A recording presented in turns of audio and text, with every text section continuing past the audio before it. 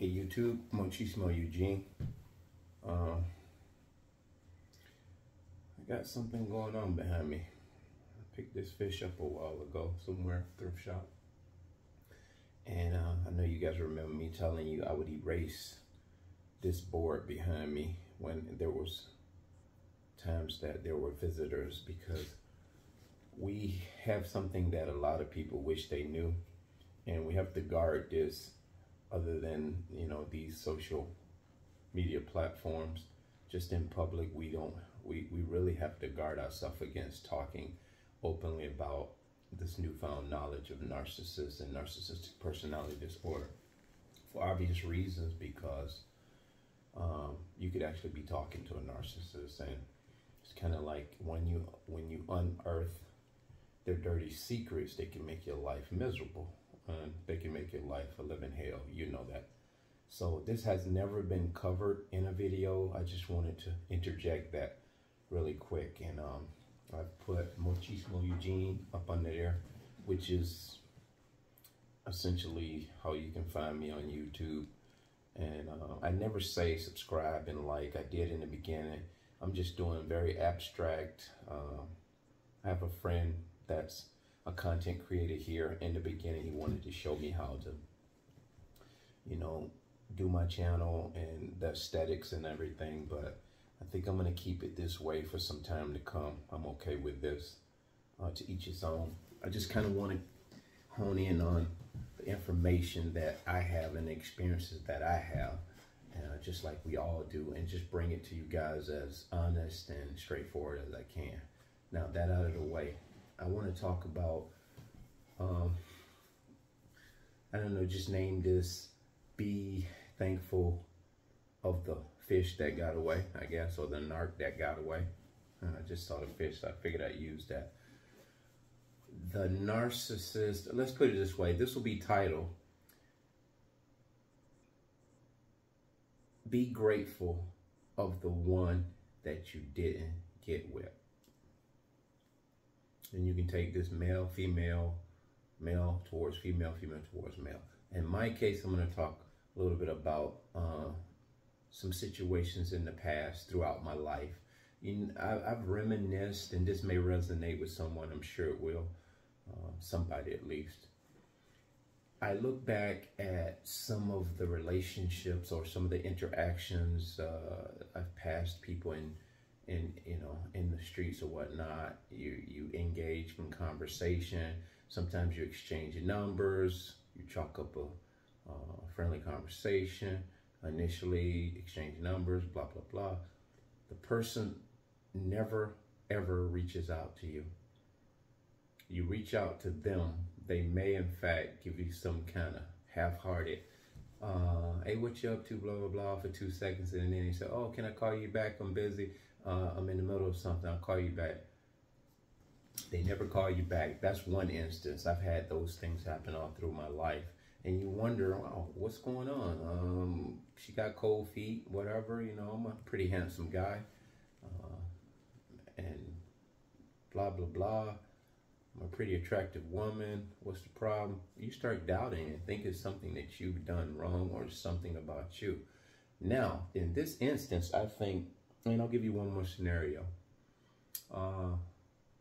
They may not reach out to you for a long, long time, weeks and months, and all of a sudden, out of the blue, you get a call or you get a text, hey, remember me? And you'll be like, no, send me a picture or remind me where we knew each other, where we met each other. Then they go on and they give you little slight details, but not, they just lead you on, string you. Now, this is because they need to see how hungry you are to remember who they are. Various reasons why, but they're stringing you along. So finally it resonates and you go, oh man, you know, and they be like, oh, let's hook up, we should hook up. And for some reason, that hookup never happens. Be grateful for those type of situations, because now I reminisce on some of those things, because I'm going to show you why I'm making this video. Later on down the line, you see these, sometimes the same exact person out and about, or even in cahoots with someone else that you either are acquainted with directly or indirectly, just somebody you know in and around the community. And when you see this person that you almost got involved with someone of the specific caliber I'm referring to, you say, whew, wow, I escaped that bullet. This is the premise of this video, because these individuals, I believe, often are narcissists that you somehow escaped, and they scaved over you. And the reason why I believe they scave over you, you're either too much work, you're too aware, you're too awake, and you're too healthy. All of these things in which you're not a prime target for a narcissist or anybody with a psychological disposition where it borders on psychopath, sociopath. All the specific cute words don't matter. They're just demon possessed. A demon knows what he's up against when you're walking in your purpose. So, excuse me, I'm just thirsty, y'all. I'm about to go to bed in a minute, but I had to get this video because just randomly bouncing around. But the premise of this video is be grateful of the people that you didn't get involved with. As much as you might have said as a man, you're like, wow, man, I wish I had a man, blah, blah, blah. And you see these people sometime later in life, whether it's 3 months, 6 months, a year, 2 years, 3 years. Because healthy people, even codependents, such as I've been in the past, needy people wanting to be needed, as I've been in the past, you see these people for what they are. You have a front row seat, and to see that that could have very well been you that would have been drugged down the street by this person in life, drugged through life, and you would have been right where that person is that's with them. And equally, you see that person that you thought you should have been involved with sometime down the line, a year later, whatever, and you see that they have gone to the shitter. Excuse my friend. They have just gone. Life does what life does to us, but you can just tell there is there's a lot of tension of sorts going on within that person's life for one reason or another. And you can actually see the toxicity in them just looking at them. You can see what you almost got yourself involved with. So that's kind of a thing with me now. I've looked back at a lot of relationships or would have been relationships that I could have been involved with that I didn't get involved with. And it wasn't because I wasn't interested, and it might have been a superficial interest. That really doesn't matter, because being a healthy person, you and we too look for people, well, we look at superficialities, and that wouldn't even really categorize us as healthy, I guess, if we're looking at it superficially. Me, for example, I really don't care about a girl being drop dead gorgeous. And most of my life, I've always been, not that I want an ugly duckling, but if she doesn't wear makeup, doesn't all about her nails, manicures all the time, long as she's got clean, practical approaches to life, and she basically does the basics, keeps her hair neat, pretty much a country girl, a little bit of ruggedness, but still have a little bit of femininity in her when need be. Knows how to work around the house, do things, not afraid to get dirty. Doesn't have to be very vain is what I'm getting at. That's my type of caliber of woman. Now, I've settled for much less in my life in the past, because the superficialities, I was blinded by them. And I thought I was looking for those things, and I saw those things in which I just pointed out. So I really overlooked what I should have been focused on to see if there was some consistency in those things I named, as opposed to the superficialities. They put their best foot forward or their best features forward. And a woman, in my case being a man, a woman sometimes knows what a man is attracted to. And once they know and you become fixated on that, that's the thing that she tends to try to advertise more. But they know how to do it in downplay. You women, us men, we know how to do the same thing. We'll go in the gym, do 15 push-ups right before we come to pick you up. You know, arms all buffed up, because we know when we hugging you and you hugging us, you feel that power, and it's like, wow, you know, this guy works out. And unbeknownst to you, this guy just did like 20 push-ups in the public bathroom before he came back to the table and gave you a hug. That's not all of us, but you get the point. The people that you didn't get involved with, be grateful for that, because this holiday coming up now, as I always like to talk about the holiday, I could never get enough of talking about that, because these people, these narcissists, live for holidays. They don't live for anything else but themselves.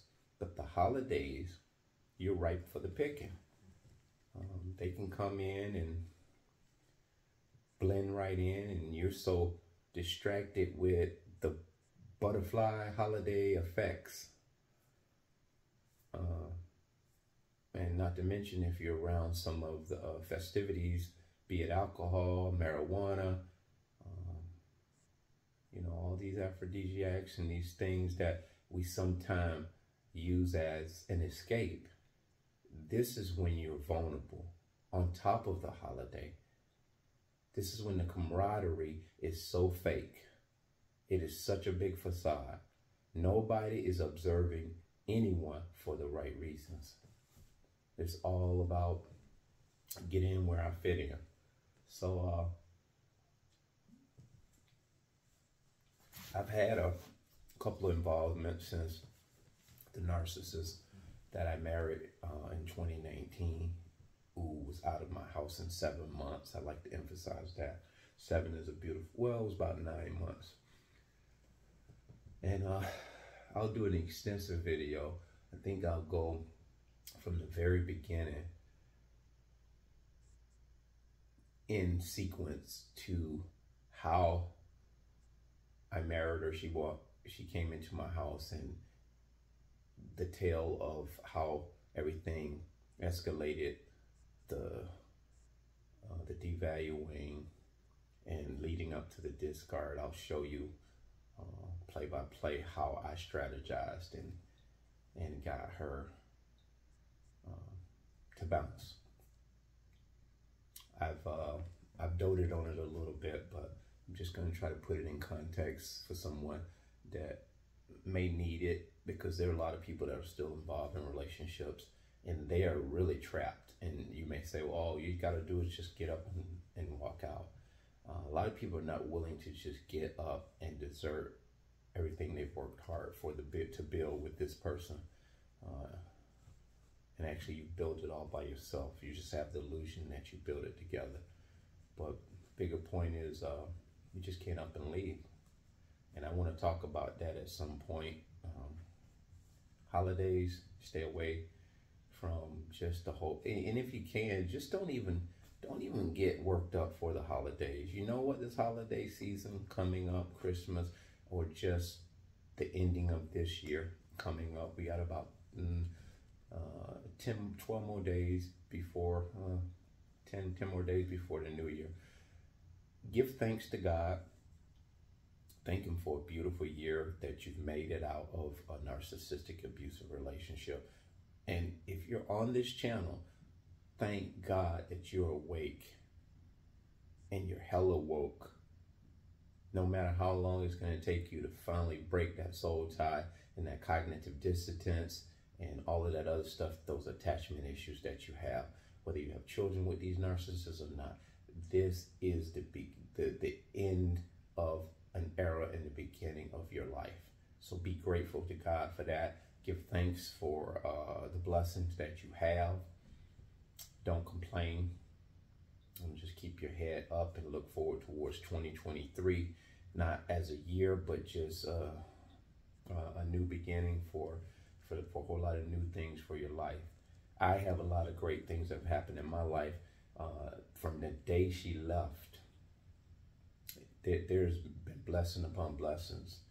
There has never been too many bumps in the road, and I've been involved with numerous, when I say numerous, at least 5 or 6, maybe 7 different short-lived interactions, dates here or there, and semi-relationships, all of which I would believe and put my faith on that they were narcissists. So even though I'm awake, I have ran into each and every one of these people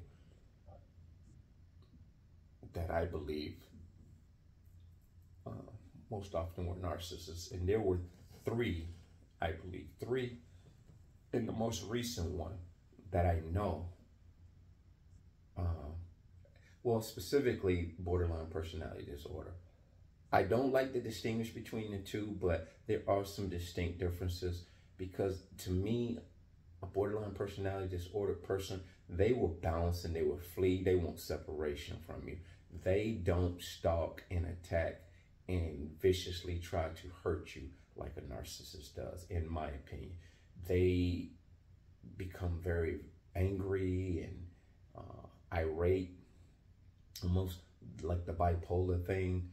They would, just blow up over nothing that has no rhyme or reason. And I just think because a couple of them, the 2 in particular, when I first met them, they in essence brought up narcissistic personality disorder. It's almost like they could read the fact that I was aware, and they threw it out there. And I was like, wow. The first one had me believing that, wow, man, this must be, God sent. I've always, since I've been awake, and wanted a woman, if I was going to have a woman for the long haul. And this is what I'm still hanging my hat on. One day to have a woman in my life to wed for life, because I would like to be married. I don't want to just live with a woman. I don't want to just be involved with a woman. I would like to be wedded to a woman, not so much in the traditional sense of like before, but under God and with His blessing. A woman that fears God more than, she does man, that respects God more than she does man, her husband, whatever. And also someone who's very aware and awoke, and someone who has been down this rabbit hole of narcissistic personality disorder, abuse. That is the only type of woman I think that I'm actually suitable for. It can't be just a woman who's a holy roller that has never experienced narcissistic abuse, because I don't think a lot of people who are spirit-filled of God know about this third world, if you would. They talk about Ethiopia, third world. This is a third world of demons. So getting off of that tangent, there has been numerous instances where I've been involved and engaged with some people in relationship that I was very aware going in that they very well could have been one or the other. And believe it or not, I was right every single time. Now you say, well, why would you go down that foxhole? Well, I'm not encouraging anyone to continue on and engage any further once you think you are involved with a borderline personality disorder person or a narcissist. I'm never encouraging that, but I'm just telling you, with me, this is something that I can't even put into context into words. It's just the thing I believe that is pertinent to my growth, is pertinent to my awareness, and it's very pertinent to the demonic overthrow of these entities, whereas it pertains to destroying people's lives, such as empaths, chosen ones. This is a fight for good and evil, and this is not everyone's fight. Everybody's not built for this, but going forward, I know my life is taking a big turn for the better, and I know my life has a real good purpose, a real true purpose, a divine purpose. I don't know all the details of it. When I can put it together and God helps me put it together, I'll relay it to you. But what I'm doing in my life now, I believe that God is giving me downloads, and he's giving me insights, and I'm just walking it out. And a lot of it doesn't go into these videos, but in real practical life, I'm seeing some things unfold, and maybe later on down the line, I will have a lot of content to really put in a real, true, razor edge context for you guys. But that's all I wanted to say about that. We're at 20 minutes. I wanted to tell you guys, just be thankful of the relationships that you didn't get involved with. That being said, happy holidays, holy holidays.